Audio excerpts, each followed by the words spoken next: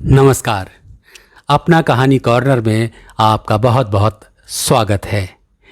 प्रेमचंद की एक ज़बरदस्त कहानी लेकर हाजिर हूँ और ये कहानी है दो दोस्तों के ऊपर जिसका नाम है गिल्ली डंडा। कहानी शुरू करते हैं।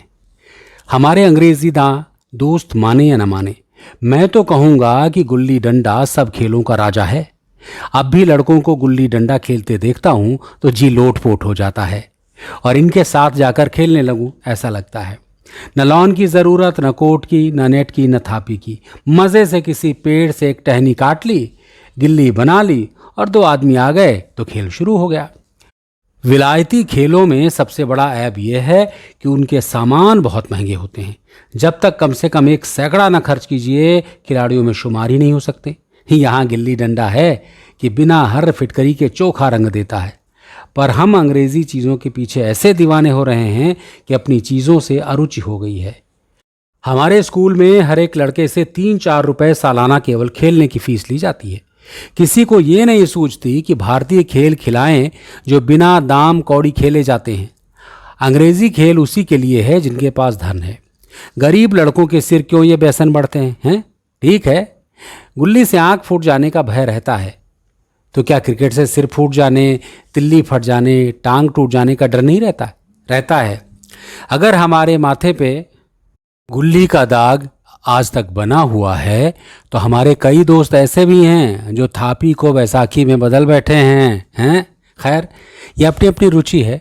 मुझे गुल्ली ही सब खेलों से अच्छी लगती है और बचपन की मीठी स्मृतियों में गुल्ली ही सबसे मीठी है।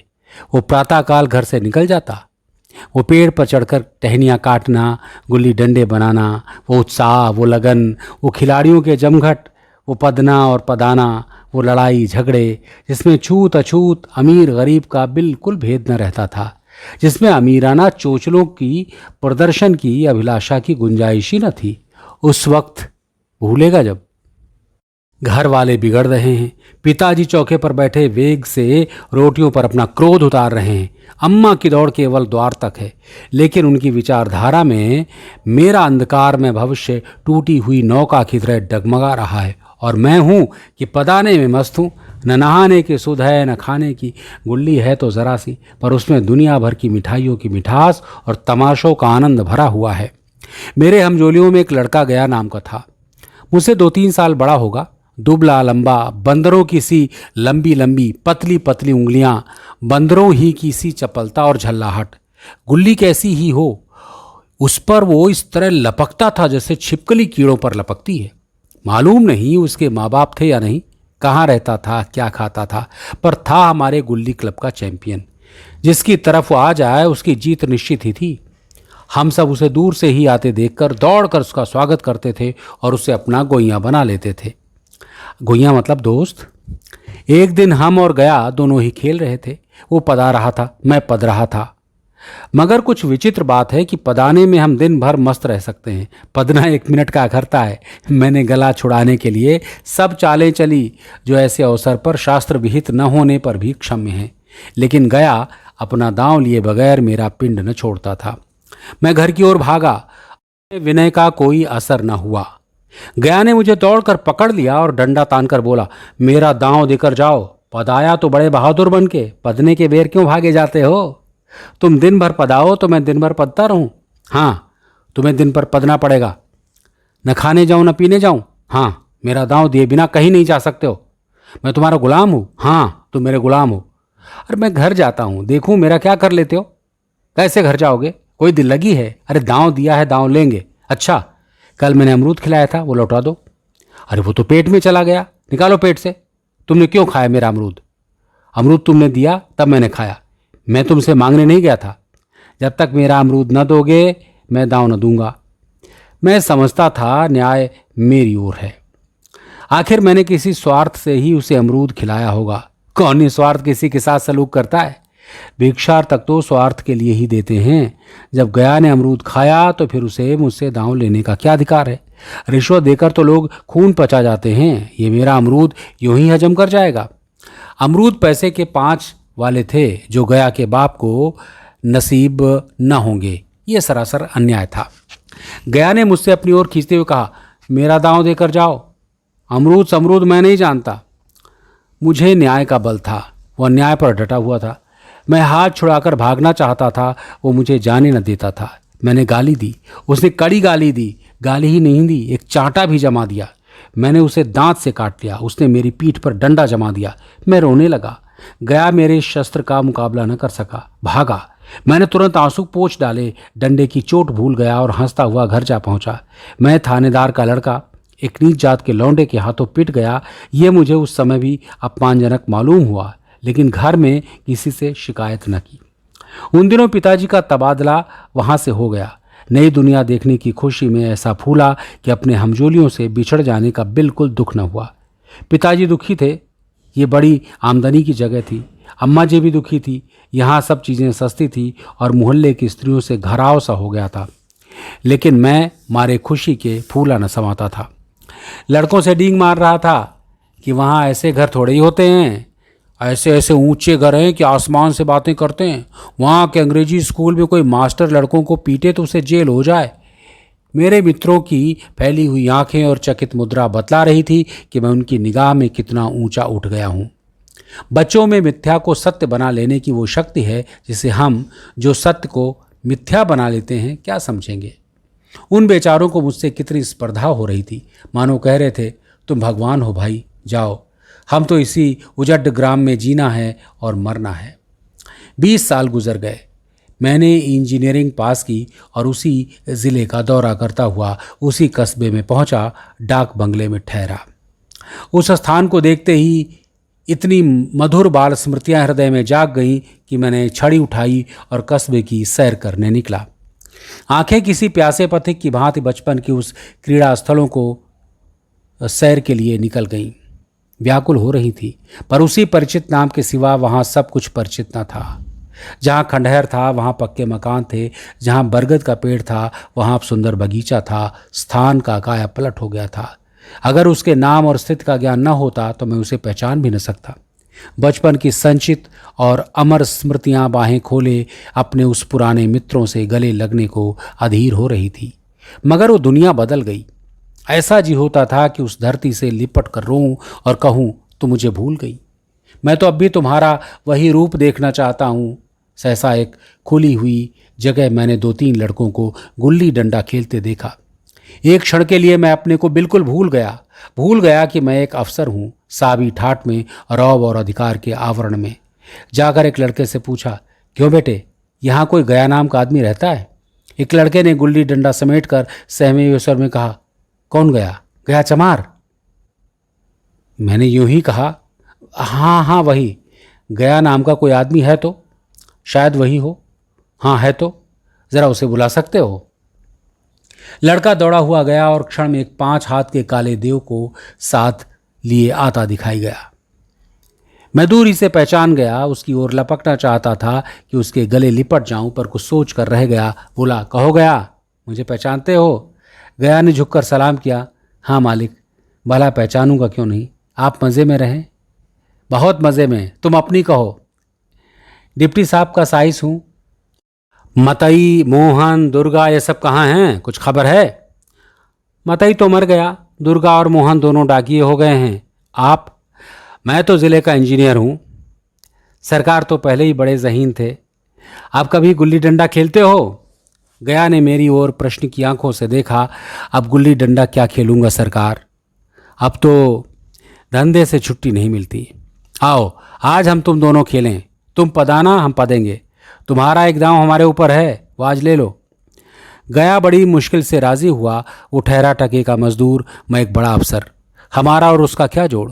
बेचारा झेप रहा था, लेकिन मुझे कुछ भी झेप न थी। इसलिए नहीं कि मैं गया के साथ खेलने जा रहा था, बल्कि इसलिए कि लोग इस खेल को अजूबा समझकर उसका तमाशा बना लेंगे और अच्छी खासी भीड़ लग जाएगी। उस भीड़ में वो आनंद कहाँ रहेगा? पर खेले बगैर तो रहा नहीं जाता था। आखिर निश्चय हुआ कि दोनों जने बस्ती से बहुत दूर एकांत में जाकर खेलें। वहाँ कौन कोई देखने वाला बैठा था। मज़े से खेलेंगे और बचपन की उस मिठाई को खूब रस ले लेकर खाएंगे। मैं गया को लेकर डाक बंगले आया और मोटर में बैठकर दोनों मैदान की ओर चले। साथ में एक कुल्हाड़ी ले ली। मैं गंभीर भाव धारण किए था, लेकिन गया इसे अभी तक मजाक ही समझ रहा था। फिर भी उसके मुख पर उत्सुकता या आनंद का कोई चिन्ह न था। शायद वो हम दोनों में जो अंतर हो गया था वही सोचने में मग्न था। मैंने पूछा, तुम्हें कभी हमारी याद आ गई थी?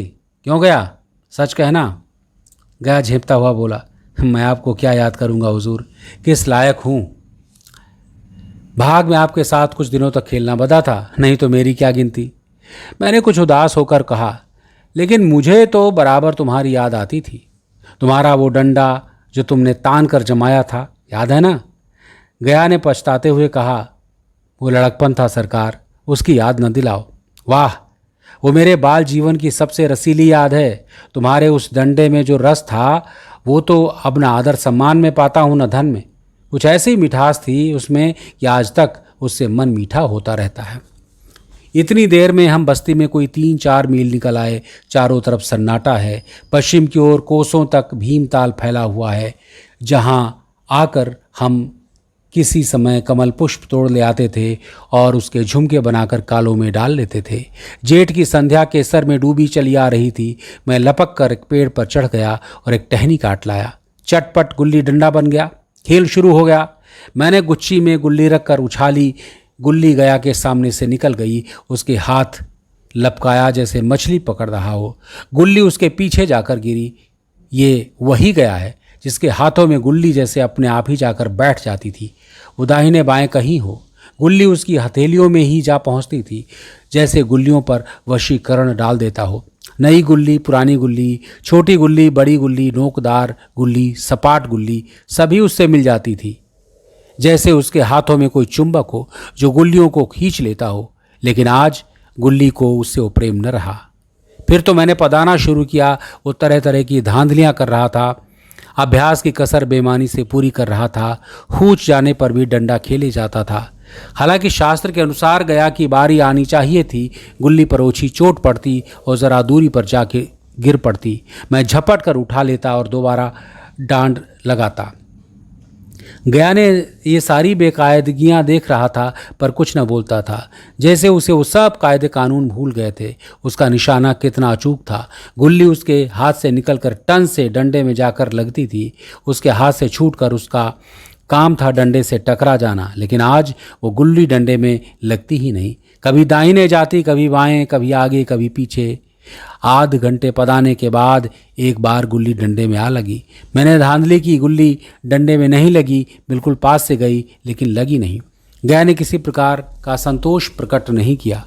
न लगी होगी। डंडे से लगती तो क्या बेईमानी करता? नहीं भैया, तुम भला बेईमानी करोगे? बचपन में मजाल था कि मैं ऐसा घपला करके जीता बचता। यही गया गर्दन पर चढ़ बैठता, लेकिन आज उसे कितनी आसानी से धोखा दिए चला जाता था। गधा है, सारी बातें भूल गया। सहसा गुल्ली डंडे में लगी और इतने जोर से लगी जैसे बंदूक छूटी हो। इस प्रमाण के सामने अब किसी तरह की धांधली करने का साहस मुझे इस वक्त भी न हो सका। लेकिन क्यों न एक बार सच को झूठ बताने की चेष्टा करूं?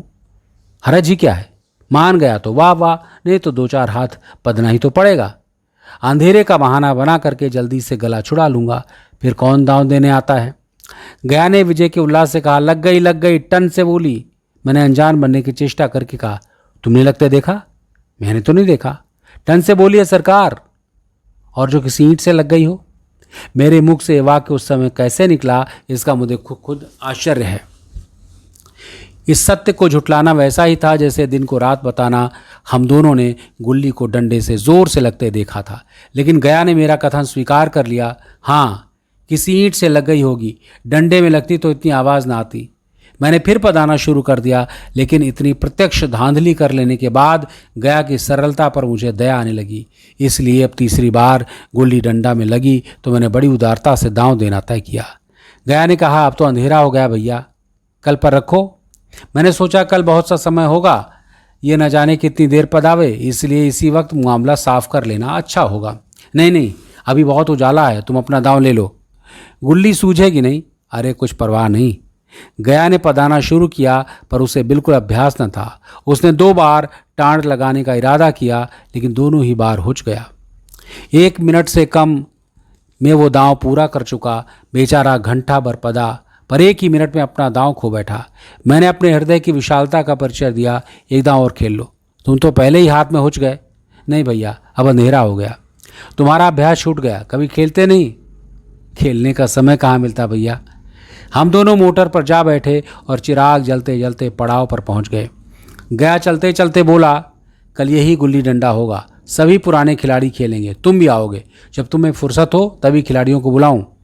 मैंने शाम का समय दिया और दूसरे दिन मैच देखने गया। कोई 10-10 आदमियों की मंडली थी। कई मेरे लड़कपन के साथी निकले। अधिकांश युवक थे जिन्हें मैं पहचान न सका। खेल शुरू हुआ। मैं मोटर पर बैठा बैठा तमाशा देखने लगा। आज गया का खेल, उसका वो नैपुण्य देखकर मैं चकित रह गया। टांड लगाता तो गुल्ली आसमान से बातें करती। कल की सी वो झिझक, वो हिचकिचाहट, वो बेदिली आज न थी। लड़कपन में जो बात थी आज उसने प्रौढ़ता प्राप्त कर ली थी। कहीं कल इसने मुझे इस तरह पदाया होता तो मैं ज़रूर रोने लगता। उसके डंडे की चोट खाकर गुल्ली 200 गज की खबर लाती थी। पदने वाले में एक युवक ने कुछ धांधली की। उसने अपने विचार में गुल्ली रोक ली थी। गया का कहना था गुल्ली ज़मीन में लगकर उछली थी। इस पर दोनों में ताल ठोकने की नौबत आ गई। युवक दब गया। गया का तमतमाया हुआ चेहरा देखकर डर गया। अगर वो न दब जाता तो ज़रूर मारपीट हो जाती। मैं खेल में न था, पर दूसरों के इस खेल में मुझे वही लड़कपन का आनंद आ रहा था। हम जब सब कुछ भूल कर मस्त हो जाते थे। अब मुझे मालूम हुआ कि कल गया ने मेरे साथ खेला नहीं, केवल खेलने का बहाना किया। उसने मुझे दया का पात्र समझा।